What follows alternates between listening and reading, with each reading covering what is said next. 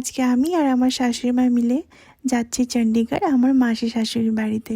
তো সকাল 6টায় আমাদের বন্দে ভারত এক্সপ্রেস ছিল, তো 5টায় বেরিয়ে আমরা নিউ দিল্লি স্টেশনে পৌঁছে গিয়েছি। আর আমাদের ড্রপ করতে এসেছিল আমার দেওর।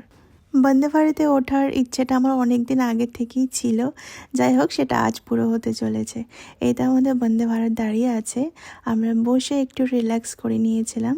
আর এখানে সব কিছু অ্যানাউন্স করছিল, লাইক কখন জলের বোতল দেবে, কখন মিল আসবে, সব কিছু। তো বসার কিছুক্ষণের মধ্যে আমাদের 1 লিটার জলের বোতল দিয়েছিল, তারপর নিউজ পেপার দিয়ে গেছে, আর তারপরে দিয়ে গেছে মর্নিং টি অ্যান্ড বিস্কিট। বাইরে এখন একটু করে আলো দেখা যাচ্ছে, সকাল হচ্ছে। তার আধ ঘন্টা পরে আমাদেরকে দিয়ে দিল ব্রেকফাস্ট।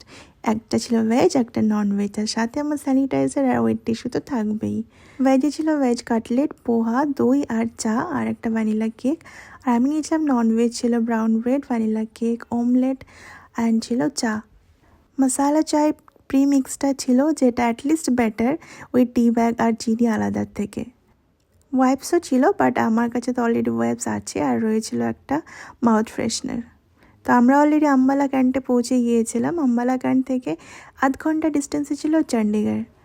ফাইনালি আমরা চণ্ডীগড় রেলওয়ে স্টেশন পৌঁছে গিয়েছি। দেখা হচ্ছে নেক্সট চণ্ডীগড় ব্লগে। বাই।